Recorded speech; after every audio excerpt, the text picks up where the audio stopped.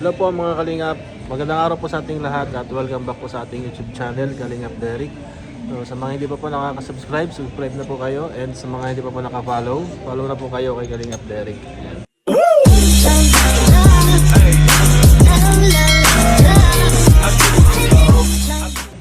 At this Sino time si po, Kalingap Derek? Sino si Kalingap Derek? kapatid ni Tiny. Isang tao lang pala. Ako rin po yun. So ngayon po dito kami ngayon sa Inasalan. Katapos lang namin Matulog.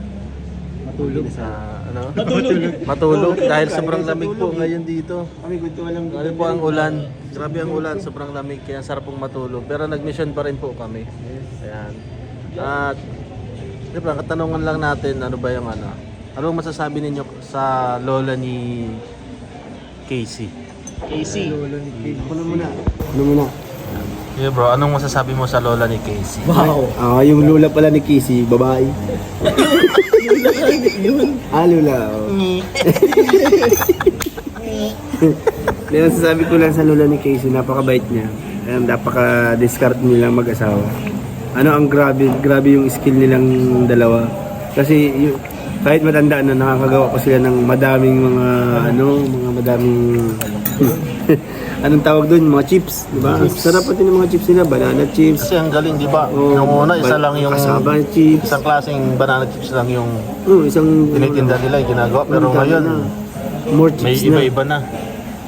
Kaya masasabi ko kay Lola, ano lang, at sana bigyan pa sila ng mahabang buhay, at malakas na pangangatawan para mabantayan niya pa yung anak niya saka yung apo niya na si Casey para maalaga kasi sila yung parang sila yung sa ngayon na nag-aano kila Casey, di ba? Oo, sila yung nanay tatay kasi may yata sila may pinagdadaanan yung nanay ni Casey at si Casey, pero sa kabutihang palad naman ay gumaling na ngayon si Casey, kaya copyright ka dyan ngayon kasi may tugtog. Nag-awit ka yun. Sige, okay lang yan.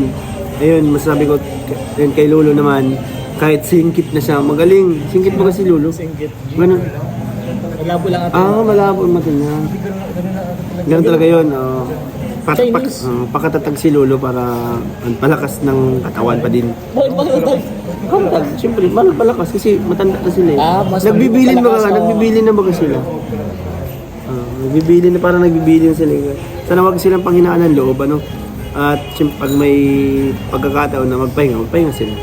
Yun lang, bro. Sige bro. Ikaw Kalingap Rain. Ano masasabi mo kay Beshi? Beshi. Uy! Copy-paste na lang. Copy paste. Pero yan kay nanay, ano ba bro?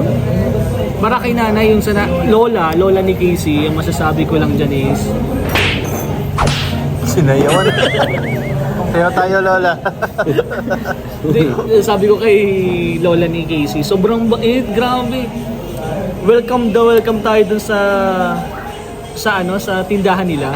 And ang naano ko lang doon na napansin ko lang nung hindi pa tayo nagpapakilala ng Kalingap tayo, parang baliwala lang. I mean, parang lang tayo, parang nagbibili lang tayo, parang ganun. Pero nung nalaman niyang nakakalingap tayo, membro tayo ng Kalingap, lalo sa Kalingap Tahanan. Nakita kasi yung tahanan, Kalingap Tahanan. Pinapasok tayo agad and then inofferan tayo agad ng mga free taste. Sobrang bait and wala akong masabi kay nanay. Kahit ako magsasalita na ako dahil sa vlog, pinapatungan niya yung salita. Ang daldal ni nanay. So, ang dami niyang gustong ikwento talaga. Gustong ipasalamat, ikwento. Kaya saluto kay nanay and kay lolo and lola. Maraming salamat talaga. Sobrang thank you, sobrang sasarap ng mga products niyo. Sana mas madami pang blessing, mas lumaki pa yung business niyo. And syempre, nandito lang kami Team Kalingap para kay Casey and sa inyo. Thank you Nay, thank you Lola, thank you. Thank you bro. Grabe na, iyak ako. Iyak ako. Grabe. Sila kasi first time. Kayo first time. First time na. namin. Second time ko kasi. Yung first time ko din, ganun din. Banana chips lang din naman yun. Tapos bumaba kami nun sila, ni Kuya yung kasama namin. Ang alam ko, sila Kalingap Prab, main channel pa yun. Kaya nakakamiss kasi ang tagal na hindi na balikan. si Casey, tapos ngayon lang natin nabalikan. Tapos nababalikan pa din pala nila Kuya Ian sa tahanan. Nakakatuwa kasi talagang continuous pa rin yung pag-call. Sa bagay, lahat naman kasi talaga continuous. Saka nang nakaka-inspired doon, ang hindi ko pa doon alam, yung kwento ngayon. Kasi nung first time kong nakapunta doon, si nanay ni Casey, tapos si Casey talaga yung pinaka POV ng vlog. Nabuhat namin yun silang dalawa, talagang malala talaga sobra. As in, hindi ko in-expect na ganun. Tapos, mga sabi-sabi sa akin before na si Casey lang yung ganun. Tapos, nung nagulat kami, si nanay naging ganun. Ganun na rin. Kung na-encounter nyo yun, kung nakakita nyo, talagang nakakawa talaga sila. Tapos, yun, sila lang dalawa sa bahay nila eh. Nakakatuwa kasi, yung kay nanay naman, si Lola, nakakatuwa kasi continuous yung pagpalago. Nakakatuwa kasi yung binigay talaga sa kanila ng Kalingap, talagang pinapahalagahan. Tapos pinapaikot, tapos ginagawa sa maayos. Tapos yun nga, lumalago ngayon. May cassava chips, may taro chips, and mga kung ano-ano pang chips. At mga mani sa Pilipinas. Nakakatuwa kasi ngayon, nakakatulong din. Saka nakakatuwa kasi yung ginawa nila Lola at Lolo, talagang para kay La Casey yung tindahan, yung anak ko. Nakakatuwa kasi magaling na si Casey, kaya na-excite ako na makita natin si Casey ngayon. Thank you po. Thanks. And syempre, Beshi, ano masasabi mo sa nanay ni Joy Diwata? Ay, nanay ni Joy. Wala ko Lola pa din yan. Ay, si Lola naman, Lola. Nanay naman ni Joy, napakabait. And parang gusto ko naman ligawan eh. Aray ko! Si nanay ni Joy. Joke lang. Napakabait din ni nanay. Anong pangalan ni nanay? Imelda. Nanay Imelda. Ayan. At game na game siya sa lahat. Kung napakaswerte na magiging manugang niya. Kasi napakabait ni Nanay Imelda. Sobra. Maasikaso. Parehas ni Joy. Palangiti. Diba? Oo, parang Kaya yun lang masabi ko. Maswerte magiging manugang niya. That's good. That's all. Kanina pray? With Nanay Imelda, wala. Sobrang kwela ni Nanay Imelda kasi kung gaano kakulit si Joy, ganun din si Nanay Imelda. Hindi pa masyado makulit yun kasi biglaan yung punta natin. Pero sobrang bait, sobrang caring sa mga anak niya, lalo na kay Joy kasi mahal-mahal talaga niya yung mga anak niya.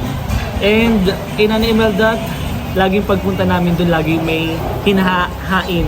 It's either nilagang saging o yung graham, at kung ano pa lagi yan, may nilalabas talagang pagkain, lalo na pag nandiyan si Kalingap Rab. Kaya alagang-alaga talaga niya. Parang anak na din niya tayo pag ganun si Nanay Imelda. Kaya Nanay Imelda, sana huwag kang magbago, and we love you. Good up, JJ. Nanay Imelda, pasensya na, ako yung subconscious. Magtitimpla sana ako kasi nalimutan ko na. Kaya ang ganda kasi ng ng vlog natin kay Nanay Imelda. Yun ang abangan nila talaga. Lalo na sa mga kapupugian na manliligaw, guys. Abangan mo. Abangan nyo po yun, yung mga... Alaman lang pala namin na mayroon palang manliligaw. Mga pogi manliligaw ngayon Oo. ni Diba? Joy Bukod Diwata. pala dun sa niya, ka-tandem niya ngayon. May iba pa. May iba pa. Oh, Kayo pong abangan yung mga kalisa. Mo na yan. Upload mo na. Upload mo na yun ngayon. Upload mo Para yan. malaman nila kung Para ano malaman yung nila. maabangan nila. Ayan. Kung ano yung abangan nila sa Kalingap Tahanan at yung manliligaw ni Joy. Yun. Bango ay, ang bango nung niluluto. Andyan na yata. So yun mga kalingap, narinig nyo naman po yung kanilang mga mensahe tungkol kay lola ni Casey at saka kay Nanay Imelda na nanay ni Joy Diwata, kasi doon po kami nag-vlog ngayon. Ayan. So doon, galing pa po kami ng Bagong Silang. Ayan. Papuntang Santa Elena. Ayan. So yun po mga kalingap, maraming salamat po sa inyong lahat at sa mga nanood. Huwag niyo pong kalimutan to support Kebal Santos Matubang Ate Ed na Kalingap Rob Jack, K-Boys at syempre po ang Kalingap Tahanan at Kalingap Derek po, also known as Tiny. And maraming salamat po sa inyong lahat and God bless. Bye-bye. Kami po ay kakain muna.